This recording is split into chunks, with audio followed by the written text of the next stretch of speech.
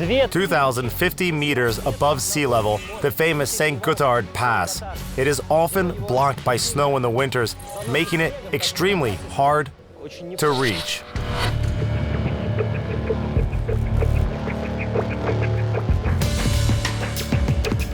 Our goal is the underground hotel. It is located in a former military bunker.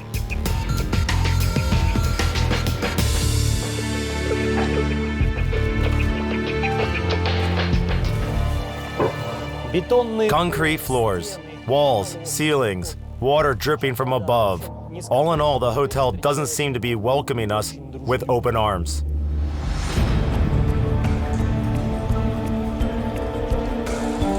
This is a Swiss military bunker built during the Second World War. There are a few dozen of them constructed on the main pass of the Alps.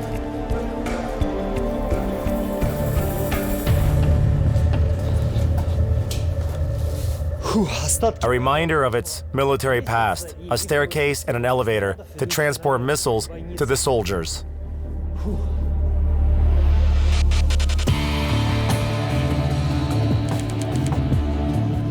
Today, these bunkers are partially closed or partially operational, and only this bunker was bought and converted into a fashionable hotel 10 years ago. Another reality awaits us behind this door.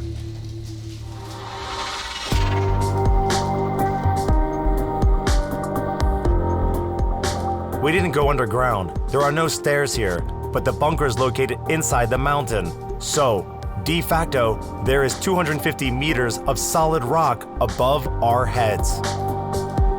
Previously, this space served as a warehouse and barracks. Similar bunkers were meant to act as independent fortresses protecting the St. Gotthard Pass. Today, it's not only those walls that reveal the story of its harsh past. This is the residential area. The hotel has a total of 17 rooms. Let's peek into one of them. What remains of the past? An electrical outlet here, an on-off switch, the metal door, of course, a souvenir of its military past, and an air extraction system. The rest was completely redone.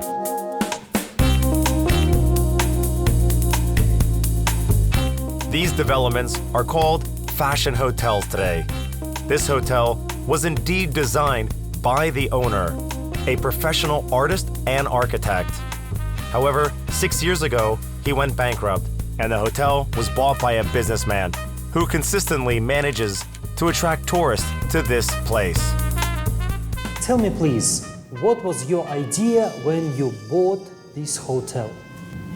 Yeah, the main idea was to buy a USP. That means something which has no competition. I can make my prices, I can build up an idea, and to regenerate the company. And in these 5 years, I have to make a certain turnover, which gives me enough cash flow to build up the value of the hotel again in the next 5 years. So that's the main idea.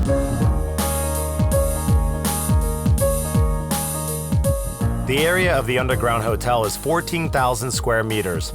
The surrounding territory is 60,000 square meters, and it is all managed, mind you, by one person. He acts as the development manager, the marketing manager, the electrician, and even the cook. Although in summer, the busiest season, he does get an assistant. Otherwise, he does it all single-handedly. I make everything. I make the marketing, I make the promotion, I make the sales during the winter time for the summer. And in the summertime, I start here. I work together with my cook. I have a very good cook here. And we have about 150 or 120 people inside here for maybe a lunch or a dinner. So we rent a couple of people, but we organize it. So who comes to the hotel and why? It depends on the season. In summer, there are small groups of tourists traveling over the pass. They stop for a day or two. In the winter, big companies hold seminars here. Not team-building ones, but brainstorming seminars. They stay here for about 4 days to get inspiration and be creative in complete silence and isolation. In both cases, though, the hotel is chosen because of its unique nature. That's the main idea, yeah. Therefore they choose it. They want to survive once here. They will have to be here. They tell their friends, we have been here, it was beautiful. So it's something unusual what they can present to their surrounding, their milieu or something like that. What is the design of the underground hotel? It is located in 3 arched caves, each hosting a separate miniature development.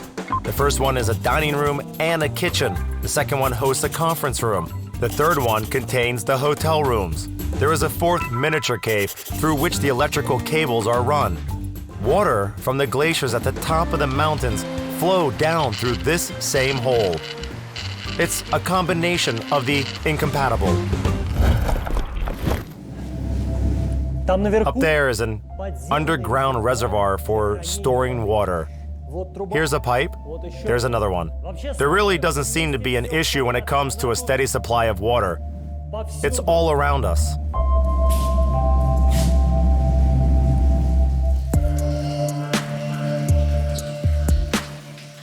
The hotel designers turned a drawback into an advantage. The accumulating water is constantly pumped out, and this lighting makes it look like a piece of art. This place, so unusual and full of contrast, is fascinating. Charming spaces. There is also a spa area, and all this packed into harsh granite walls. You might feel a bit uncomfortable due to the confined spaces, yet there's also total silence and a feeling of security. In short, it is totally possible to live underground. It's different, but possible. Notwithstanding its eccentric nature and not particularly democratic prices, this hotel treats its customers quite harshly. Water drips from the ceiling all the time. The temperature in the passageways never exceeds 18 degrees, and there is no mobile connection. But the name of this place speaks for itself, La Claustra, which translates into monastery.